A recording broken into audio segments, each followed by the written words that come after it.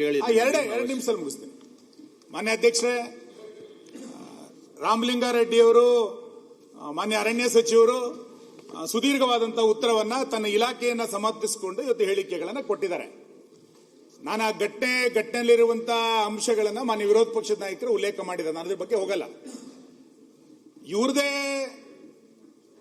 ಸಚಿವರು, ಸ್ವತಃ ಅರಣ್ಯ ಇಲಾಖೆ ಸಚಿವರು ಸದನದಲ್ಲಿ ಬಂದು ಬೇಟೆಗಾರರು ಅನ್ನುವಂಥ, ರೈತರು ಅಂತ ಹೇಳಲಿಕ್ಕಿಂತ ಬದಲಾಗಿ ಬೇಟೆಗಾರರು ಅನ್ನುವಂಥ ಶಬ್ದವನ್ನು ಬಳಸಿದ್ದಾರೆ. ಆ ಭಾಗದ ರೈತರನ್ನ ಬೇಟೆಗಾರರು ಅನ್ನುವಂಥ ಶಬ್ದವನ್ನು ಬಳಸಿ ಅರಣ್ಯ ಇಲಾಖೆಯವರ ರಕ್ಷಣೆಗೋಸ್ಕರ ಗುಂಡು ಹಾರಿಸಿದೀವಿ ಎನ್ನುವಂಥ ಮಾತನ್ನ ಅವ್ರು ಹೇಳಿ ಅದನ್ನ ಸಮರ್ಥಿಸಿಕೊಂಡ್ರು. ಇದೇ ಸರ್ಕಾರದ ಸಚಿವ ಸಂಪುಟದಲ್ಲಿ ಕೆಲಸ ಮಾಡ್ತಾ ಇರುವಂತ ಚಾಮರಾಜನಗರವನ್ನ ಪ್ರತಿನಿಧಿಸ್ತಾ ಇರುವಂತ ಒಬ್ಬ ಸಚಿವರು ಒಂದು ಹೇಳಿಕೆಯನ್ನು ಕೊಟ್ಟಿದ್ದಾರೆ. ನಾನು ಹೇಳಿಕೆಯನ್ನು ಓದ್ತೀನಿ ಅಷ್ಟೇ.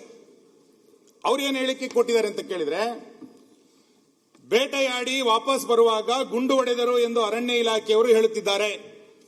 ಇದನ್ನು ನಂಬುವ ಸ್ಥಿತಿಯಲ್ಲಿ ನಾನು ಇಲ್ಲ. ಎನ್ಕೌಂಟರ್ ನಂತರ ಯಾರಿಗೂ ಮಾಹಿತಿ ನೀಡದೆ ಶವಗಳನ್ನು ಏಕೆ ಮೈಸೂರಿಗೆ ಸ್ಥಳಾಂತರಿಸಿದರು? ಪ್ರಕರಣವನ್ನು ನ್ಯಾಯಾಂಗ ತನಿಖೆಗೆ ಒಳಪಡಿಸಿ ಸತ್ಯಾಸತ್ಯತೆ ಹೊರತರಲಾಗುವುದು ಅಂತೇಳಿ ಸಚಿವ ಪುಟ್ಟರಂಗ ಶೆಟ್ಟಿ ಅವರು ಹೇಳಿಕೆ ಕೊಡ್ತಾರೆ. ಇವ್ರು ಹೇಳ್ತಾರೆ ಅರಣ್ಯ ಇಲಾಖೆಯವರ ರಕ್ಷಣೆಗೆ ಬೇಟೆಗಾರರ ಮೇಲೆ ನಾನು ಗುಂಡು ಹಾರಿಸಿದೆ ಅಂತ. ಆ ಜಿಲ್ಲೆಯ ಸಚಿವರು ಹೇಳ್ತಾರೆ ಅರಣ್ಯ ಇಲಾಖೆಯವರ ಹೇಳಿಕೆಯನ್ನು ನಾನು ನಂಬಲಿಕ್ಕೆ ಸಾಧ್ಯ ಇಲ್ಲ ಅಂತ.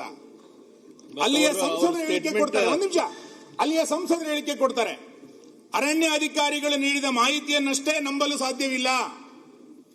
ಚಿಕಿತ್ಸೆ ಪಡೆಯುತ್ತಿರುವ ಗಾಯಾಳುನಿಂದ ಇನ್ನೊಂದು ಆಯಾಮದ ಬಗ್ಗೆಯೂ ತಿಳಿಯುತ್ತೇನೆ. ಎನ್ಕೌಂಟರ್ ಆದ ಮೇಲೆ ಮೈಸೂರಿಗೆ ಏಕೆ ಶವಗಳನ್ನು ತಂದರು ಅಂತೇಳಿ ಅಲ್ಲಿಯ ಸಂಸದ ಸುನೀಲ್ ಬೋಸ್ ಅವರು ಹೇಳಿಕೆಯನ್ನು ಕೊಡ್ತಾರೆ. ಇವ್ರದೇ ಸಚಿವರ ಹೇಳಿಕೆಗಳು ಒಬ್ರೊಬ್ರಿಗೆ ಒಂದೊಂದು ಸಾಮ್ಯತೆ ಕಂಡು ಬರ್ತಾ ಇಲ್ಲ. ಅವರೊಂದು ಹೇಳಿಕೆ ಕೊಡ್ತಾರೆ, ಇವರೊಂದು ಹೇಳಿಕೆ ಕೊಡ್ತಾ ಇದ್ದಾರೆ. ಹಾಗಾಗಿ ಸಾರ್ವಜನಿಕವಾಗಿ ನಮಗೆ ಅನುಮಾನ ಇರೋದು, ನಿಮ್ಮ ರಾಜಕೀಯದ ಮೇಲಾಟಕ್ಕೋಸ್ಕರ ಇದನ್ನ ಬೇರೆ ಕಡೆಗೆ ಸೆಳಿಬೇಕು ಅಂತೇಳಿ ಸರ್ಕಾರ ರೈತರ ಮೇಲೆ ಗುಂಡನ್ನ ಹಾರಿಸ್ತಾ ಇದೆ, ಎನ್ಕೌಂಟರ್ ಮಾಡ್ತಾ ಇದ್ದೀರಿ.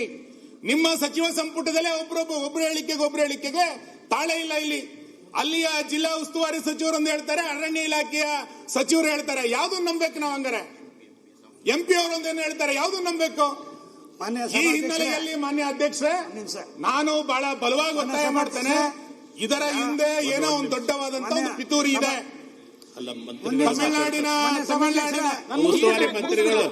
ತಮಿಳುನಾಡಿನ ಮುಖ್ಯಮಂತ್ರಿಗಳು ಕೊಡುವಂತ ಹೇಳಿಕೆ, ನೀವು ಕೊಡುವಂತ ಹೇಳಿಕೆ, ಅಲ್ಲಿ ರೈತರು ಕೊಡುವಂತ ಹೇಳಿಕೆ, ಆ ಮೃತರ ಪತ್ನಿಯೊಬ್ರು ಒಂದು ಹೇಳಿಕೆ ಕೊಟ್ಟಿದ್ದಾರೆ. ಏನು ಹೇಳಿಕೆ ಕೊಟ್ಟಿದ್ದಾರೆ? ಆ ಮೃತಪಟ್ಟಂತ ಹೇಳಿಕೆ, ಅವರ ಹೆಂಡತಿ ಹೇಳಿಕೆ ಕೊಟ್ಟಿರುವಂತದ್ದು, ನನ್ನ ಪತಿ ಜೋಳ ಕಾಯಲು ಜಮೀನಿಗೆ ಹೋಗಿ ಅಲ್ಲೇ ಮಲಗಿದ್ದರು, ಜಮೀನಲ್ಲಿದ್ದವರನ್ನು ಕರೆದೊಯ್ದು ಗುಂಡಿಟ್ಟು ಸಾಯಿಸಿದ್ದಾರೆ ಅಂತೇಳಿ ಮೃತಪಟ್ಟಂತ ಪತ್ನಿ ಹೇಳಿಕೆಯನ್ನು ಕೊಡ್ತಾರೆ. ಇಂಥ ಪರಿಸ್ಥಿತಿ ಕರ್ನಾಟಕಕ್ಕೆ ಯಾಕೆ ಬಂತು? ನಿಮ್ಮ ರಾಜಕೀಯ ಮೇಲಾಟಕ್ಕೋಸ್ಕರ ರೈತರ ಮೇಲೆ ಯಾಕೆ ಗುಂಡಾಗ್ತಾ ಇದ್ದೀರಿ ನೀವು? ಈ ಹಿನ್ನೆಲೆಯಲ್ಲಿ ದಯಮಾಡಿ ಇದನ್ನ ಸರ್ಕಾರ, ನಮ್ಮ ವಿರೋಧ ಪಕ್ಷದ ನಾಯಕರು ಇದು ಏನಾಗಬೇಕು ಅನ್ನುವಂತ ಒತ್ತಾಯವನ್ನು ಮಾಡ್ತಾರೆ. ಈ ಹಿನ್ನೆಲೆಯಲ್ಲಿ ನಿಮ್ಮ ಸಚಿವ ಸಂಪುಟದಲ್ಲಿರುವಂತಹ ಗೊಂದಲದ ಹೇಳಿಕೆಗಳ ಬಗ್ಗೆ ದಯಮಾಡಿ ಅರಣ್ಯ ಸಚಿವರು ಸ್ಪಷ್ಟೀಕರಣ ಮಾಡಿ, ರೈತರು ಇವತ್ತು ಏನಲ್ಲಿ ಪ್ರತಿಭಟನೆಯನ್ನು ಮಾಡ್ತಾ ಇದ್ದಾರೆ ಇದಕ್ಕೆ ಕ್ಲಾರಿಫಿಕೇಶನ್ ಕೊಡಿ.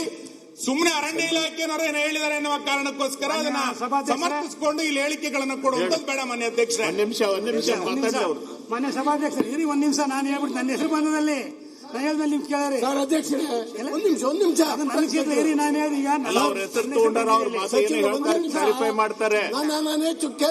ನಾವು ಕೇಳಿ ಒಂದ್ ನಿಮಿಷ ಕೇಳ್ಬಿಡ್ತೀನಿ.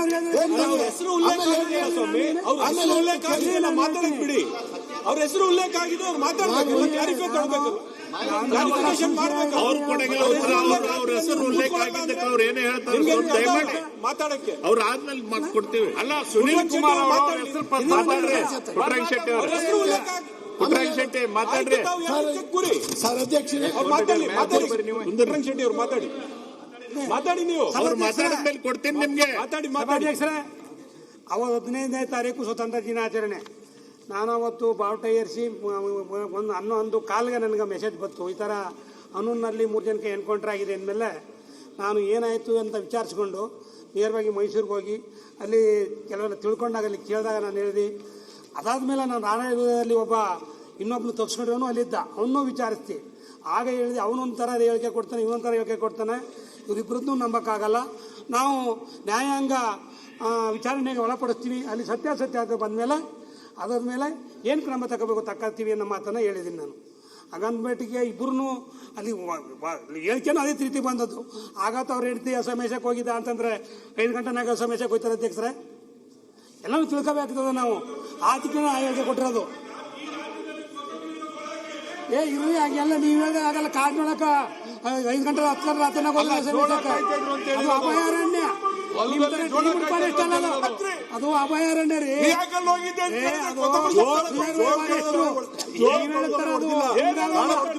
ಹಂಗಾಗಿ ಹೇಳಿಕೆ ಕೊಟ್ಟೇವಿನ ಇದು ಫಾರೆಸ್ಟ್ನವ್ರು ಹೇಳೋದು ಸರಿ ಇಲ್ಲ ಇವ್ರು ಸರಿ ಅಂತ ಹೇಳಿಲ್ಲ.